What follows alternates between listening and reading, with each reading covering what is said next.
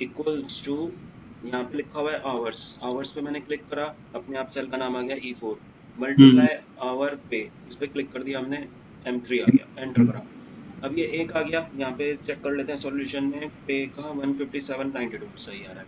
अब मैंने ड्रैग करा, एक का ही ड्रैग कर दें, तो ये आ रहा है 1 पॉइंट, यहाँ पे लिखा हुआ है 177, तो ये ठीक नहीं आ रहा, तो दिक्कत क्या हुई है चेक करते हैं। तो इसका जो फॉर्मूला है वो है E4, यहाँ पे हाईलाइट भी कर रहा है, इसको हाईलाइट किया इसने और इसको हाईलाइट किया, बिल्कुल सही किया, ठीक है। अब हम दूसरे का फॉर्मूला चेक करते हैं, क्रॉस चेक, तो यहाँ पे हम क्लिक कर रहे हैं, इसी को सिलेक्ट किया, बिल्कुल सही, लेकिन इसने नीचे शिफ्ट कर दिया। दिक्कत यहाँ पे अच्छा। पता चली क्या हुई है, कि ये तो नीचे शिफ्ट हुआ, जैसे कि यहाँ पे हमने जब इसको ड्रैग करा, E4 के बाद नेक्स्ट वैल्यू आ गई E5 और M3 के बाद नेक्स्ट वैल्यू आ गई M4। हमें हाँ जी। M4 नहीं करना था, हमें M3 को फिक्स करना है।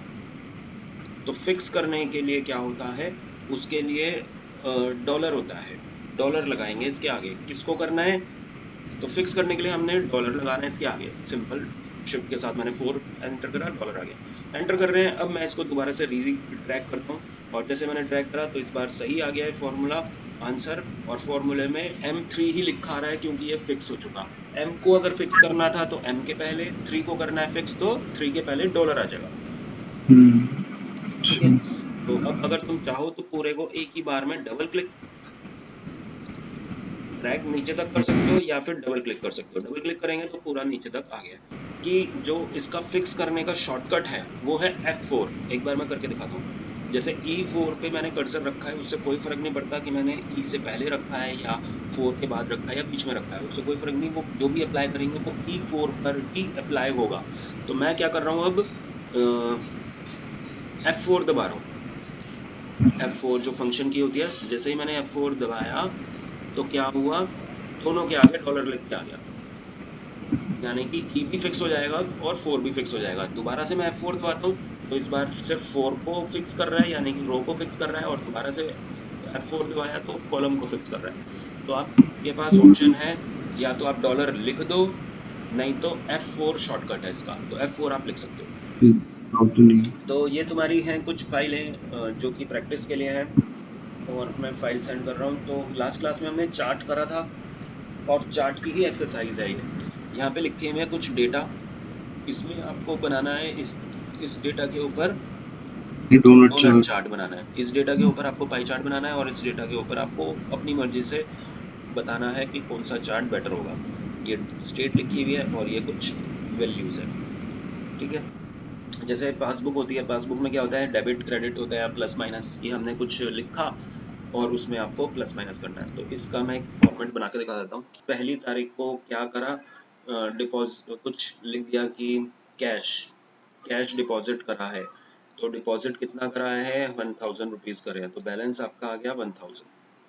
फिर आपने 2 तारीख को क्या करा, कैश ही डिपॉजिट कर दिया 5000 का, तो यहाँ पे 6000 बैलेंस हो जाएगा। फिर आपने थर्ड को क्या करा, चेक से पैसे दे दिए किसी को, तो यहाँ पे चेक आ गया और विड्रॉ कर दिया आपने 2500, तो इसमें से क्या होगा, 2500 माइनस हो जाएंगे, बैलेंस आ जाएगा ये करके। तो आपको क्या करना है, ये वैल्यू तो लिखनी है, ये वैल्यू नहीं लिखनी है आपने, इन इन वैल्यू पे जो बैलेंस है उस पे आपको फॉर्मूला लिखना है, कि जैसे ही हम वो लिखें इसके लेफ्ट साइड में वैल्यू, फॉर्मूला अपने आप कैलकुलेट हो जाए। अब हम आते हैं फोरकास्ट। फोरकास्ट का मतलब होता है कि यहाँ पे कुछ डेट्स दिखा रखी हैं, जनवरी में एयरपोर्ट पे इतने पैसेंजर आए, कोई भी एक पर्टिकुलर एयरपोर्ट पे हमने लिख दिया, डेटा ले लिया। फिर ऐसी फरवरी का, मार्च, हर महीने का लिखा हुआ है, बहुत सारा डेटा है। अब यहाँ पे लिखा हुआ है सितंबर 2013 तक का डेटा है। अब हमें क्या करना है, प्रीवियस डेटा को देखकर हम अनुमान लगा सकते हैं कि अब अक्टूबर में इतना पैसेंजर आने की संभावनाएं हैं। तो वो कैसे पता लगाएंगे, तो वो हमारे पास ऑप्शन है डेटा के अंदर, डेटा पे लिखा हुआ है फोरकास्ट शीट। तो डेटा पे बस मैंने कर्सर रखा हुआ है, पूरा सेलेक्ट करने की जरूरत नहीं है, फोरकास्ट पे जाएंगे, इसने अपने आप ही सेलेक्ट कर लिया है, और यहाँ पे दिखा रहा है कि चार्ट भी बना देगा ये ब्लू वाला तो डेटा हमने जो दिया है, और रेड वाला उसने अपने आप क्रिएट कर दिया है। तो इसको क्रिएट कर देते हैं। जैसे ही हम क्रिएट करेंगे तो क्या होगा, एक नई शीट क्रिएट हो गई है शीट 3 के नाम से, और इस शीट 3 में सितंबर 2013 तक का हमने डेटा दिया था उसको। सितंबर 2013 के बाद से अक्टूबर को और सितंबर को भी इसने फोरकास्ट कर दिया कि इसने अपने आप ही एक दिखा दिया कि फोरकास्ट इतना है, अक्टूबर में इतने पैसेंजर आने की संभावनाएं हैं, और यहाँ पे लोअर और अपर रेंज भी दिखा रहा है। लोअर अपर का मतलब हो गया मिनिमम मैक्स कितने आएंगे और मिनिमम और कितने हो मैक्स आ सकते गया, हैं। बिल्कुल सही। और ये सारा डेटा आ गया, कहाँ तक आया है, यहाँ तक आया है। इतना ही क्यों आया सितंबर 15 तक, वो चेक करते हैं। तो मैं इस शीट को डिलीट कर रहा हूँ क्योंकि इसने न्यू शीट क्रिएट करी थी। ये शीट 1 है, शीट 2 तो खाली है, इसको भी हटा दो। फिर से करके देखते हैं एक बार। डेटा में गए, फोरकास्ट पे गए, और यहाँ पर कुछ ऑप्शंस हैं। अच्छा, हमने चार्ट नहीं देखा था, उसने चार्ट भी बनाया होगा। तो यहाँ पे हम क्लिक करते हैं तो यहाँ पे लिखा हुआ है फोरकास्ट एंड। एंड कहाँ तक चाहिए आपको, तो यहाँ पे आप दिखा सकते हो, डेट सेलेक्ट कर सकते हो कि कहाँ तक चाहिए। तो जैसे मुझे सिर्फ टू ये 13 तक ही देखनी है, 2013 तक ही। तो मैंने लिख दिया यहाँ पे 12/13, 2013 तक की ही डेट आएगी। स्टार्ट कहाँ से करनी है, स्टार्ट सितंबर से करनी है, इसलिए उसने सितंबर की भी दिखाई थी। और यहाँ पे कह रहे हैं कि कॉन्फिडेंस इंटरवल, मतलब वही है कि इंटरवल कितना होगा, तो इसने 95% ले लिया है अपना। तो ये कुछ और ऑप्शंस भी हैं, ठीक है, अपने आप वो अब सेलेक्ट करेगा। क्रिएट करते हैं, लेकिन 2013 तक ही इस बार डेटा दिखाएगा। ये चार्ट आ गया, चार्ट से दिखा रहा है वो अपर और एक मिडल रेंज और ये एक लोअर रेंज, और यही डेटा यहाँ पे आया हुआ है नीचे। और इस बार डेटा कम आया है, दिसंबर 2013 तक ही आया है। तो हम यहाँ पे डेटा को सेलेक्ट कर सकते हैं कि कितना डेटा आएगा, कितना डेटा हमें फोरकास्ट करना है। तो ये आप कहीं पे भी यूज कर सकते हो फोरकास्ट ऑप्शन, चाहे वो सेल्स हो, पुराना डेटा आपको मिल जाए तो आप अनुमान लगा सकते हो अब कि अब पहले इतना सेल हुई थी तो अब इतने होने के चांसेस हैं। किसी भी चीज का फोरकास्ट करना है प्रीवियस डेटा से, तो एक्सेल के अंदर वो पावर है। अपने आप ही इसने फॉर्मूला भी लिख दिया होगा, यहाँ पे चेक करते हैं तो इसने फॉर्मूला लिखा है forecast.ets, यहाँ पे भी एक फॉर्मूला है, ये पे भी एक फॉर्मूला इसने अपने आप ही लगा दिया। तो अब हम क्या कर रहे हैं, जो इम्पोर्टेंट टॉपिक है वो है डेटा के अंदर ही है। डेटा के अंदर डेटा वैलिडेशन। डेटा वैलिडेशन, जैसे कि हमने पहले एक शीट बनाई थी जिसमें हमने स्टूडेंट के नाम और मार्क्स लिखे थे। यहाँ पे हमने नाम लिख दिए और मार्क्स लिख दिए स्टूडेंट के, लेकिन कई बार ऐसा हो सकता है कि हमने गलती, टाइपिंग मिस्टेक हमारी हो गई होगी और हमें ध्यान नहीं रहा, तो हम बाद में भी चेक कर सकते हैं कि क्या हमने जो वैल्यू लिखी है उसमें कोई गलत तो नहीं लिखा। तो कैसे करेंगे, डेटा में जाएंगे, डेटा वैलिडेशन, डेटा वैलिडेशन यहाँ पे लगा दो। अगर हम पहली लगा देंगे, जैसे कि यहाँ पे मैं क्या करता हूँ, दो रिकॉर्ड्स, दो रो को सेलेक्ट कर लेता हूँ, और यहाँ पे हम डेटा वैलिडेशन लगा लेते हैं। तो डेटा वैलिडेशन पे मैंने क्लिक करा, सेटिंग्स में लिखा है एनी वैल्यू। एनी वैल्यू की जगह हम लिखेंगे यहाँ पे होल नंबर, क्योंकि जो मार्क्स आएंगे वो कितने में से आएंगे, वो आएंगे मिनिमम 0 वैल्यू और मैक्सिमम 100 वैल्यू। 0 और 100 वैल्यू हमने यहाँ पे मिनिमम और मैक्सिमम दे दिया है और ओके कर दिया है। तो इन डेटा पे जो मैंने सेलेक्ट किया है केवल उन पे ही वैलिडेशन लगी है। अब मैं अगर यहाँ पे कोई गलत वैल्यू दूंगा तो एंटर करेंगे तो ये एक मैसेज आएगा। ये जो मैसेज है ये कौन सा मैसेज है, चेक करते हैं। डेटा वैलिडेशन में जाएंगे तो यहाँ पे और दो ऑप्शंस लिखे हुए हैं, एरर अलर्ट। तो एरर अलर्ट में ये मैसेज शो हो रहा था जो यहाँ पे दिख रहा है, when user enter invalid data show this alert, ये वाला मैसेज आता है। लेकिन हमें अपना मैसेज दिखाना है तो यहाँ पे हम टाइटल लिख सकते हैं, कोई भी जो पर्सन है, मैं अपना नाम लिख देता हूँ कि भाई ये एरर मैंने लगाया है, या कुछ भी टाइटल हो सकता है उसका। और यहाँ पे मैंने लिख दिया कि भाई जो वैल्यू है वो बिटवीन 0 to 100 है, शॉर्ट मैसेज ही लिख दिया मैंने। और यहाँ पे अब मैं गलत वैल्यू लिख के देखता हूँ तो वही मैसेज आ रहा है, हेडिंग, टाइटल और वो मैसेज। तो इस तरह से हम एरर को प्रोटेक्ट करने के लिए डेटा वैलिडेशन लगा सकते हैं। इनपुट मैसेज भी है। इनपुट मैसेज का मतलब कि इनपुट करने से पहले ही मैसेज आ जाएगा कि भाई आप 100 से कम वैल्यू लिखो, लेस देन 100, इस तरह से कोई भी एक वैल्यू मैंने मैसेज दे दिया।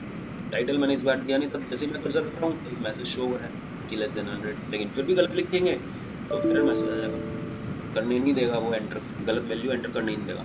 तो एक हमने ये देखा कि डेटा वैलिडेशन में क्या होगा कि आप सेटिंग कर सकते हो कि जिससे कि वो गलत वैल्यू एंटर ना करे, लेकिन अगर उसने गलत वैल्यू एंटर पहले ही कर दी, हमने फॉर्मूला नहीं लगाया था, अब क्या करें? तो अब हम चेक कर सकते हैं कैसे।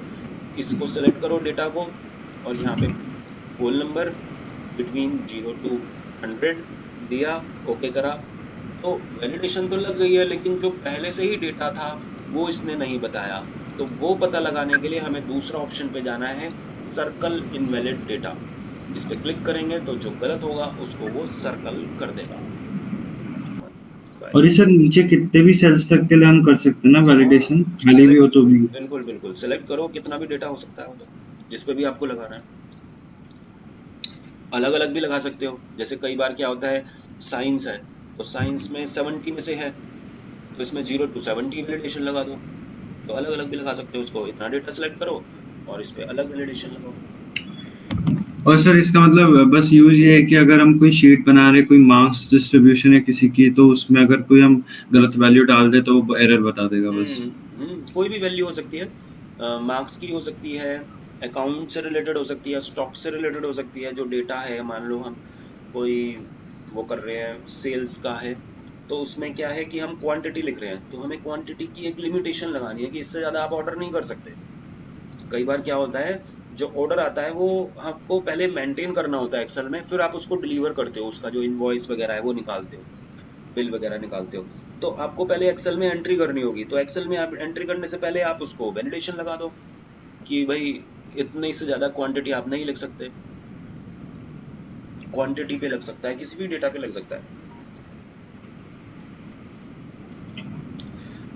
यहाँ पे लिखा हुआ है सेटिंग्स में अलाउ में एनी वैल्यू, एनी वैल्यू की जगह हमने किया था होल नंबर। इसी तरह से डेसिमल में अगर कोई वैल्यू है तो डेसिमल भी सिलेक्ट कर सकते हैं। अगला लिस्ट है। लिस्ट का मतलब कि हम यहाँ पे एक लिस्ट लिखेंगे, जैसे कि मैंने इसमें एक यहाँ से 3 ऑप्शन सेलेक्ट कर लिए, लिस्ट का रेंज दे दी, ओके कर दिया। तो ये जो मैंने सेलेक्ट किया है साइंस का डेटा, वो इन 3 लिस्ट पे ही डिपेंड है, ओके करते हैं। इन 3 लिस्ट में मेरे को कोई डेटा लिखना चाहिए था पहले से ही, लेकिन बाद में भी लिख सकते हैं, तो मैंने ABC लिख दिया। तो अब मैं अगर साइंस पे कुछ क्लिक करूंगा तो यहाँ पे एरर, वो एरो आ जाएगा, और इनमें वही वैल्यू दिख रही है जो यहाँ पे लिखी थी हमने। आपको अपना कोर्स लिखना है, और उसका बच्चे का नाम भी लिखा मैंने, उसका नाम है ए, और उसने जो कोर्स सेलेक्ट किया है वो क्या सेलेक्ट किया है, तो कोर्सेज कौन कौन से हैं हम उसको प्रोवाइड करना चाहते हैं कि जैसे ही हम इस पर क्लिक करेंगे क्या एरो आ जाए। तो यहाँ पे हमने कोर्सेज के नाम लिख दिए, कोर्सेज के नाम मैंने लिख दिए C1 C2 C3, 3 कोर्सेज हैं, इनको हमने सेलेक्ट करा, या सेलेक्ट करने की जरूरत नहीं है। यहाँ पे सिलेक्ट हम उसको करेंगे जिसपे हमें वैलिडेशन लगाना है, इन डेटा पे वैलिडेशन लगाना है। तो सिलेक्ट किया डेटा, वैलिडेशन, अलाउ की जगह लिस्ट, लिस्ट में सोर्स हमें यहाँ पे देना होगा, ये 3 वैल्यू देनी है, ओके करेंगे। तो अब ये तीनों कोर्सेज यहाँ पे दिखाएगा। डेटा वैलिडेशन लिस्ट के अंदर डेट भी है, डेट पे क्लिक करेंगे तो यहाँ पे पूछ रहा है स्टार्टिंग डेट, एंडिंग डेट। जैसे अगर हम कोई डेट लिख रहे हैं तो वैलिडेशन लगा लो पहले ही कि भाई जो डेट है वो इससे इसकी रेंज के बीच में होनी चाहिए। डेट के बाद इसी तरह से टाइम भी है, लेंथ भी है टेक्स्ट की। जब हम कुछ टेक्स्ट लिख रहे हैं तो वो इससे बड़ा नहीं होना चाहिए, इससे कम नहीं होना चाहिए, या फिर यहाँ पे सिर्फ ग्रेटर देन का भी लगा सकते हैं कि मिनिमम लेंथ 5 ही हो। कई बार होता है ऐसा कि आप पासवर्ड लिख रहे हो तो उसकी एक रेंज होगी, या नाम लिख रहे हो तो नाम आपको छोटा नहीं डालना या इतने से बड़ा नहीं डालना, तो वहाँ पे टेक्स्ट लेंथ लिख दोगे। कस्टम मतलब अपनी कस्टम कुछ बनाने के लिए है, जैसे कि फॉर्मूला वगैरह के लिए, तो कस्टम अभी छोड़ो और बाकी सारी चीज़ों को एक बार ट्राई करके देखना। कोई डाउट है? नहीं सर। ठीक है, तो इसकी जो एक्सरसाइज है वो मैं आपको दिखाता हूँ। ये है आपके लिए एक्सरसाइज। सबसे पहले यहाँ पे होल लिखा हुआ है, ये होल नंबर की एक्सरसाइज है। वहां से आप होल नंबर मतलब विदाउट डेसिमल, तो यहाँ पे लिखा हुआ है कंडीशन कि आपको ऐसा नंबर कंडीशन लगानी है यहाँ पे कि जो वैल्यू केवल 10 से 20 के बीच में ही आए। ये नॉट बिटवीन है, ये इक्वल्स टू, ये ग्रेटर देन, ये लेस देन, ये तुम ट्राई करके देखना। अगला लिखा हुआ है सेल रेफरेंस। ये कह रहा है कि अगर हमने यहाँ पे लिखा है 10 से 20 तो इसके अंदर 10 से 20 की वैल्यू ही आनी चाहिए। करके देखते हैं एक बार। तो यहाँ पे ये 55 आया तो ये गलत है, तो यहाँ पे हमने वैलिडेशन लगा नहीं रखी है इसलिए ये शो नहीं कर रहा। अगला कह रहा है less than equals to H5, 20 वाली है वैल्यू तो उससे कम कम होनी चाहिए इसके अंदर, ऐसी वैलिडेशन लगानी है हमने। और यहाँ पे लिखा है कि फॉर्मूला लिखना है आपको कि ये जो वैल्यू है बिटवीन मिनिमम वैल्यू इतनी मैक्सिमम वैल्यू इतनी, ठीक है। तो ये बिटवीन का यूज होगा कि मिनिमम वैल्यू इतनी हो, ये कौन सी है, मतलब इनमें से सेलेक्ट किया है इसने रेंज में से। ये जो हमने रेंज लिखी है इसमें मिनिमम वैल्यू कितनी है, 20 है, 18 और मैक्सिमम 50 है, तो 18 से लेके 20 के बीच में ही वैल्यू आएगी यहाँ पे। कैसे यूज करना है, बिटवीन में ये वाला फॉर्मूला लिखना है, एंड के बाद ये वाला फॉर्मूला लिखना है तो आ जाएगा। ठीक। और सर जो स्टार्टिंग में होल नंबर लिखा हुआ है वहां पर भी हमको कस्टम करना पड़ेगा ना? नहीं, ये सिर्फ होल नंबर्स के लिए है। होल नंबर्स का मतलब बट है होल नंबर में भी सर वो आपने कंडीशन दे रखी ना बिटवीन 10 एंड 20। हाँ, तो ये होल नंबर ऐसे सिलेक्ट करोगे ना तुम, यहाँ से होल नंबर और यहाँ से बिटवीन। अच्छा अच्छा अच्छा, ठीक है सर। हाँ। ऐसी तरह से डेसिमल की है, ये डेसिमल में लगाना है आपने, तो ये ट्राई करके देखना, सेम है बस डेसिमल ही आएगा। ये लिस्ट आ गई, यहाँ पे आपको नंबर लिस्ट लगानी है केवल 2 वैल्यू की, या तो यहाँ पे यस लिखा आएगा या नो लिखा आएगा, इसके अलावा कुछ और मैंने लिख दिया यहाँ पे तो वो इनवैलिड दिखाएगा, सिर्फ यस और नो ही आएगा यहाँ पे। यहाँ पे कह रहा है नेम रेंज, मतलब डे की लिस्ट आएगी यहाँ पे, संडे मंडे ट्यूसडे ही लिख सकते हो, उसके अलावा कुछ नहीं। यहाँ पे मंथ की लिस्ट आएगी, मंथ की, और कहाँ पर है वो, यहाँ से लेनी है लिस्ट, वीकडेज और मंथ लिस्ट, वो लिस्ट यहाँ पे लेनी है, जैसे हमने किया था अभी कोर्स वाला। ये डेट का आ गया, ये स्टार्टिंग डेट है, एंडिंग डेट है, और यहाँ पे वही वैल्यू आनी चाहिए इसके बीच में। यहाँ पे जो आप डेट लिख रहे हो वो इसके बीच में होनी चाहिए, जैसे नंबर में था बिटवीन, इसी तरह से डेट पे भी है। इसी तरह से टाइम है, ये लेंथ आ गई कि यहाँ पे आपको एग्जैक्ट नो करेक्टर